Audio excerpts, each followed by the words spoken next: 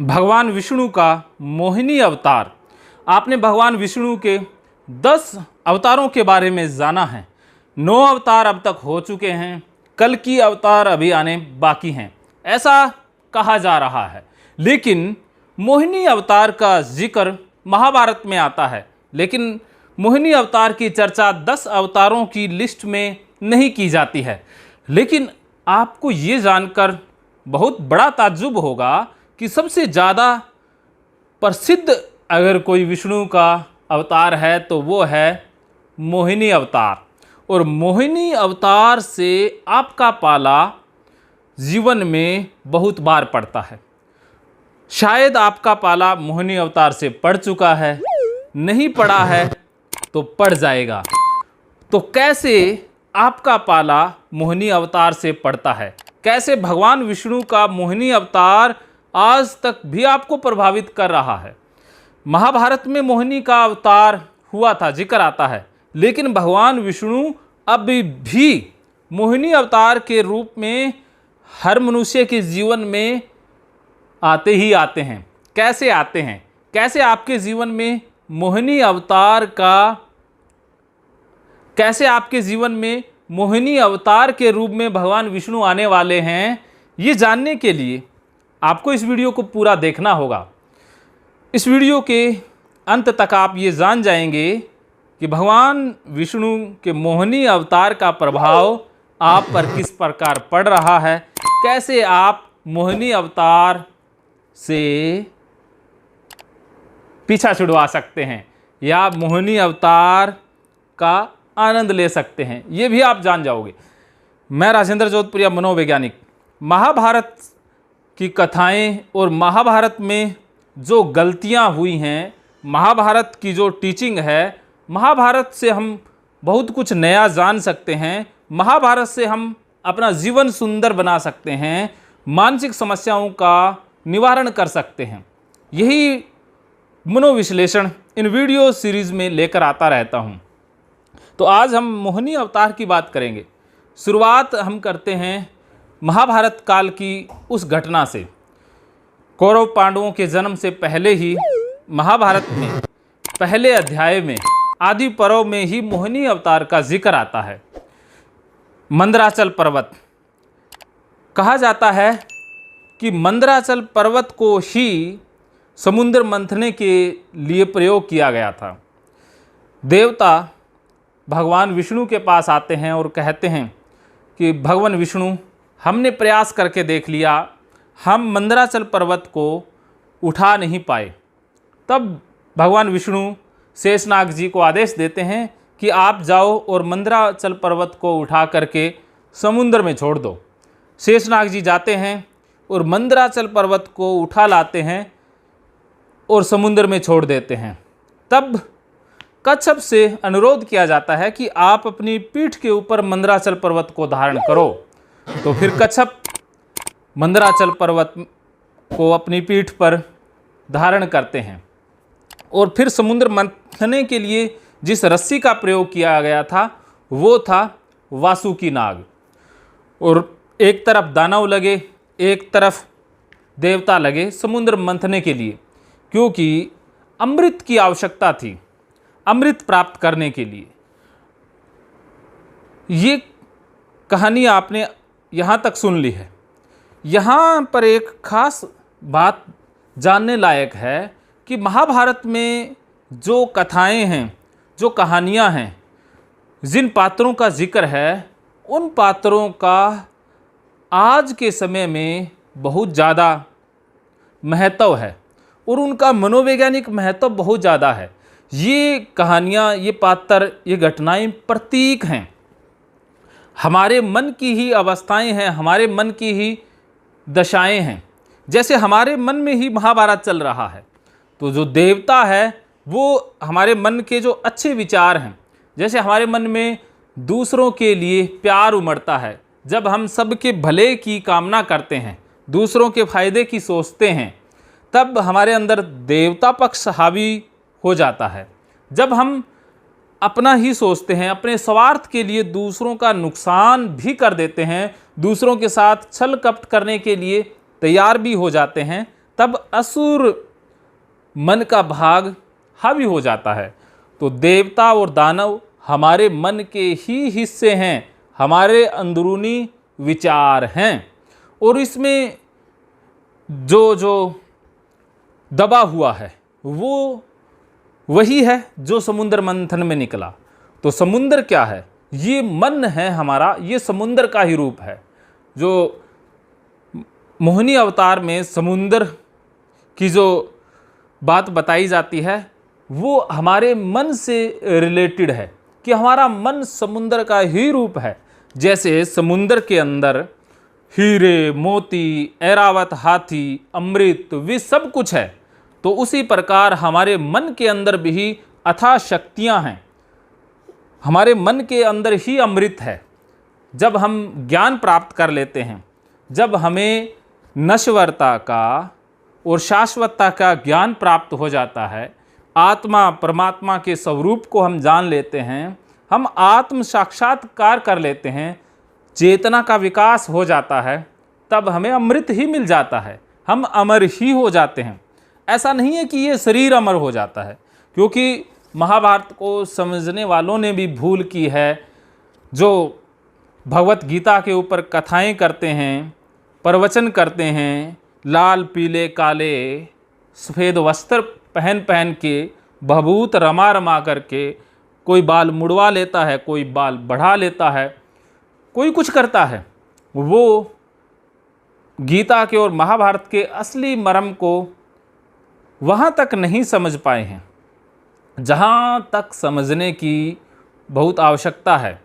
और वहाँ तक मर्म को समझने के बाद ही मानवता की समस्याएं, मनोवैज्ञानिक समस्याएं हल की जा सकती हैं।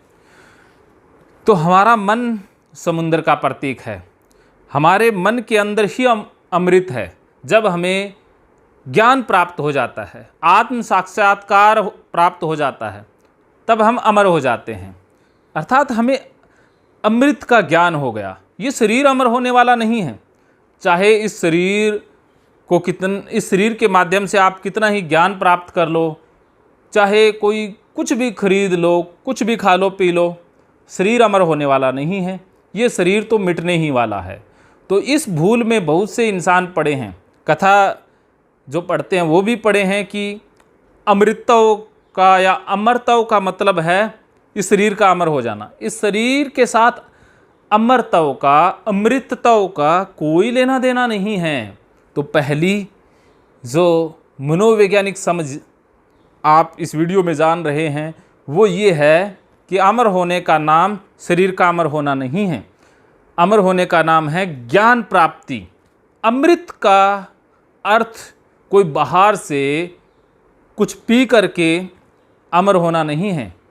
ज्ञान खुद के मंथन से प्राप्त होता है। जब आप चिंतन करते हैं, मनन करते हैं, दर्शन शास्त्र में जाते हैं, महाभारत का मनोवैज्ञानिक विश्लेषण करते हैं, मनोवैज्ञानिक अध्ययन करते हैं, बाकी जो वैदिक ग्रंथ है, उपनिषद है, उनका भी मनोवैज्ञानिक विश्लेषण करते हैं, उसके माध्यम से जो ज्ञान प्राप्त होता है वो अमृत है। क्योंकि आपने मंथन किया ना, तो मंथन का नाम है स्वाध्याय करना, खुद का अध्ययन करना, खुद के साथ चिंतन मनन करना ही समुद्र मंथन है। जो मंदराचल पर्वत है उसका मतलब है कि जो हम प्रयोग में लाते हैं, जैसे महाभारत मंदराचल पर्वत का ही प्रतीक है कि इसके माध्यम से हम मंथन कर रहे हैं। तो बाकी जो देवता है कि हम अच्छाई के लिए कर रहे हैं, या हम मंथन करके प्राप्त क्या करना चाहते हैं, तो वो देवताओं का प्रतीक है। और असुरों का प्रतीक है कि हम कुछ कर रहे हैं, कुछ ऐसी विधियां कर रहे हैं, ऐसे प्रयोग कर रहे हैं जिनका उद्देश्य है दूसरों पर सत्ता हासिल करना, अपना स्वार्थ सिद्ध करना, कुछ हड़प लेना। तो ये प्रतीक हुआ असुरों का। तो अब हम कहानी पर लौट आते हैं। ये कुछ मनोवैज्ञानिक विश्लेषण रहा, आगे भी हम मनोवैज्ञानिक विश्लेषण जारी रखेंगे। तो अब कहानी में क्या होता है कि समुद्र मंथन के दौरान बहुत कुछ निकलता है, हीरे मोती और बहुत कुछ निकलता है। उनको देवता और असुर आपस में बांटते जाते हैं। और ऐसा भी कहा जाता है कि लक्ष्मी जी भी समुद्र मंथन से ही प्राप्त हुई, उस पर भगवान विष्णु ने अधिकार जमा लिया। इससे भी जो असुर थे वो खपा हो गए। इसके बाद ऐरावत हाथी निकला, उसके ऊपर इंद्र ने कब्जा जमा लिया और जो ऐरावत हाथी है वो इंद्र का वाहन बन गया, ऐसा माना जाता है। और उसी समुद्र मंथन से ही सुरा देवी निकली और उसके बाद धन्वंतरी जी अमृत का प्याला लेकर के आए, तो अमृत भी समुद्र मंथन से ही निकला। तो इससे पहले क्या हुआ कि समुद्र मंथन करते करते काफ़ी समय बीत गया, सारे थकने लगे। तब सभी भगवान विष्णु के पास जाते हैं कि हम थक गए हैं, और जो डोरी बनाई गई थी जो नाग की, वो वासुकी नाग था, कि हम सभी थक रहे हैं, हमें शक्ति दी जाए, हम बलहीन हो रहे हैं। तो भगवान विष्णु शक्ति देते हैं, बल देते हैं। तो इसका प्रतीक है कि जब हम उत्साह देते हैं, मोटिवेशन देते हैं, किसी के अंदर उम्मीद जगाते हैं, तो वो है बल देना। ऐसा नहीं है कि हम 2 किलो ताकत दे रहे हैं, 5 किलो ताकत दे रहे हैं। हमारे अंदर ही बल है, बाहर से कोई हमें उत्साहित कर देता है, कोई हमारे साथ आ जाता है तो हमें ताकत मिलती है। तो ये बल भगवान विष्णु जी द्वारा सबको दिया गया।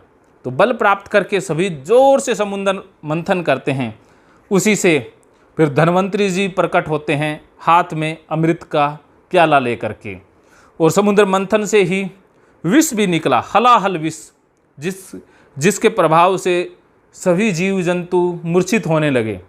तब भगवान शिव से प्रार्थना की गई कि आप विष को धारण करें, क्योंकि आपके अंदर ही इतनी समर्था है कि आप हलाहल विष को धारण कर सकते हैं। तब भगवान शिव उसे पी जाते हैं, तो वो कंठ में उनके समा जाता है। इसी कारण से भगवान शिव को नीलकंठ भी कहा जाता है। तो ये कहानी अब यहाँ पर आकर समाप्त होती है कि समुद्र मंथन से बहुत कुछ निकला, विष भी निकला।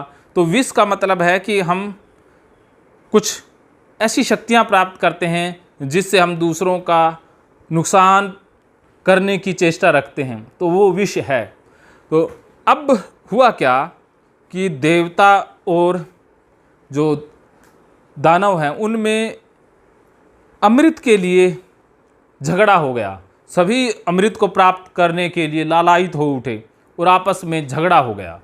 और इसी बीच असुर क्या करते हैं कि वो अमृत लेकर के भाग जाते हैं, अर्थात वो चुरा ले जाते हैं। कई बार ऐसा होता है कि जो हमारा नकारात्मक मन का भाग है, जिसमें लालच है, हिंसा है, जैसे अभी मणिपुर में हिंसा हो रही है, तो वो हमारे मन का जो विध्वंसक भाग है, जैसे जिसे सिगमंड फ्राइड कहते हैं कि हमारे मन की 2 जो प्रमुख ताकतें हैं, जिसमें एक तो थेनेटो है, एक लिबिडो है। लिबिडो है सृजनात्मक शक्ति, क्रिएटिव जो वर्क करते हैं वो लिबिडो से हम करते हैं, और दूसरी है थेनेटो, जब हम विनाश करते हैं। विनाशक जो मन का भाग है, विनाशक शक्ति जब उग्र होती है, जब हावी होती है, तो जब थेनेटो हावी होती है तो विनाश होता है। तो मणिपुर के अंदर जिन्होंने जो किया उनके अंदर वो थेनेटो हावी हो गई थी। तो जो राक्षस है वो थेनेटो का प्रतीक है, और देवता है वो लिबिडो का प्रतीक है, वो सृजनात्मक कार्यों का या सृजनात्मकता का नाम है। तो अब कई बार क्या होता है कि जो थेनेटो है अर्थात असुर भाग है वो हावी ज़्यादा हो जाता है और लिबिडो दब जाती है। जब इंसान के अंदर लालच, हिंसा, मार धाड़ वाली प्रवृत्ति, पशु प्रवृत्ति हावी होती है, तब उसके अंदर की जो अच्छी बातें हैं, अच्छाई है, वो दब जाती है। तो ऐसा ही हुआ। तो राक्षस तो अमृत लेकर के भाग गए। तो अब राक्षसों से अमृत लेकर के कौन आए? तो इसके लिए भगवान विष्णु को मोहिनी का अवतार धारण करना पड़ा। तो मोहिनी अवतार भगवान विष्णु का स्त्री अवतार है। तो मोहिनी अवतार के बारे में कहा जाता है कि वो अत्यंत सुंदर अवतार था, जिसकी सुंदरता मनमोहक थी, जो उसको देख ले तो बस देखता ही रह जाए। सुंदरता की जो प्रकाष्ठा है वो मोहिनी अवतार में ही झलकती है। तो मोहिनी अवतार रूप धारण करके भगवान विष्णु दानवों के बीच चले जाते हैं। तो उस अवतार को देख करके दानव तो मोहित हो गए, और कहा जाता है कि दानव मोहिनी अवतार के वश में तो आने ही थे, क्योंकि बुरी ताकतें बहुत जल्दी वश में हो जाती है। लेकिन मोहिनी अवतार इतना ज़्यादा पावरफुल है कि उससे तो देवता भी नहीं बच सकते, देवता भी उस पर मोहित हो जाते हैं। और मोहिनी अवतार के विषय में तो और भी बहुत सारी कहानियाँ हैं, उनके बारे में मैं नेक्स्ट वीडियो में बताऊँगा। और मोहिनी अवतार पर तो ऋषि मुनीषी या बहुत बड़े देवता या अवतार भी मोहित हो जाते हैं। तो मोहिनी अवतार का प्रभाव बहुत ज़्यादा है, और मोहिनी अवतार आज भी हमारे जीवन में किसी न किसी रूप में आ ही जाता है। जैसे जो स्त्री आपके दिलो दिमाग पर छा जाती है, आप उसको प्राप्त करने के लिए लालायित रहते हैं, रात दिन उसके विषय में ही सोचते हैं, तो वो मोहिनी अवतार ही तो है, उसी ने आपको मोह लिया है। और इसी बात का कुछ लोगों ने फ़ायदा भी उठाया है। प्राचीन समय में विष कन्याएं तैयार की जाती थी। कुछ महिलाएं ऐसी जो अत्यंत सुंदर होती थी, उनको मोहिनी अवतार के रूप में प्रयोग किया जाता था। जैसे ये जो राजा लोग हैं, जो पुराने समय में राजा हुआ करते थे, वो अयास किस्म के थे, सुंदरता के या शरीर के प्रेमी हुआ करते थे, प्रेम के प्रेमी नहीं, सुंदरता के। तो उनको मोह पास में जकड़ने के लिए मोहिनी अवतार के रूप में कोई कन्या भेजी जाती थी, जो उससे राज उगलवाती थी या उसे ही ख़त्म कराती थी। तो मोहिनी अवतार पुराने समय में भी राजाओं को ठगने के लिए इस्तेमाल किया जाता था। और आज भी बहुत सारे जो वेश्यालय हैं, जिनमें नर्तकियां हैं, मुजराएं करती है, स्पा सेंटर में बहुत सारी ऐसी महिलाएं काम करती हैं, वो भी तो मोहिनी का ही रूप धरती हैं ना। तो अत्यंत सुंदर वो दिखती हैं और मन मोह लेती है, तो लोग उनके पास खींचे चले जाते हैं। जिसके पास जा कर के आपकी बुद्धि पर ताला लग जाए, आप सोच ही ना पाएँ, वो जैसे बोले, जैसे कहे, आप वैसे ही करने लग जाओ। शादीशुदा लोग भी मोहिनी अवतार का शिकार होते हैं, कुंवारे तो रात दिन होते ही रहते हैं। तो ये मोहिनी अवतार आज भी मोह रहा है, लेकिन इससे बचने का उपाय मैं अंत में बताऊंगा। तो भगवान विष्णु दानवों के अंदर चले जाते हैं और दानव मोहित हो जाते हैं।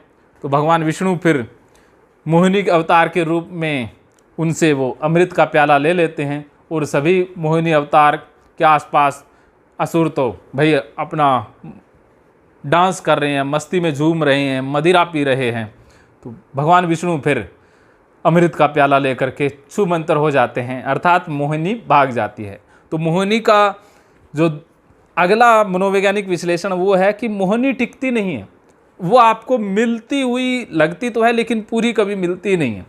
ऐसी ही बहुत सारी महिलाएं हैं जो मोहिनी अवतार के रूप में होती है, जिनको प्राप्त करने की आपकी इच्छा होती है, लेकिन जैसे ही वो आपके करीब आती है, आपसे दूर हो जाती है, अर्थात वो मिलकर भी जो प्राप्त करने की इच्छा है उसे अधूरा छोड़ देती है। आप उसके लिए बार बार लालायित होते रहते हैं। तो ये मोहिनी अवतार का अगला सच है। तो जैसे ही कुछ समय के बाद असुरों को होश आता है, तो उसमें एक राहु नाम का राक्षस आ जाता है देवताओं का रूप धर के, और जब भगवान विष्णु उनको अमृत पिला रहे होते हैं देवताओं को, तो वो पी लेता है। और तभी चंद्र और सूर्य कहते हैं कि बता देते हैं भगवान विष्णु को कि इस दानव ने गलती से अमृत पी लिया है। तो भगवान विष्णु उसी वक्त उसका सर धड़ से अलग कर देते हैं, लेकिन उसका जो अमृत है वो गले से नीचे जा ही नहीं पाया। तो ये कहानी है मोहिनी अवतार की।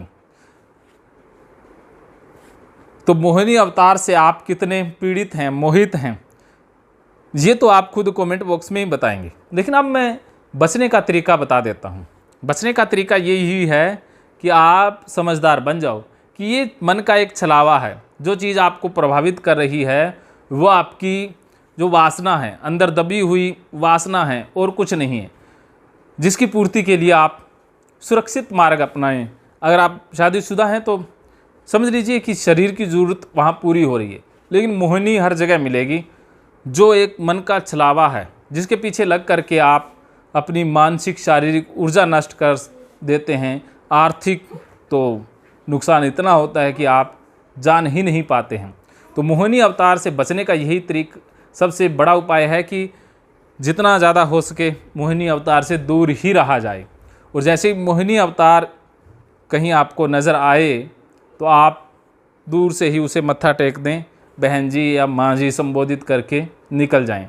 वरना एक बार मोहिनी अवतार के मोह में आप फंस गए तो फिर क्या होगा आप खुद कमेंट बॉक्स में लिख कर बताएंगे। मानो तो मौज है, वरना समस्या तो रोज़ रोज़ है।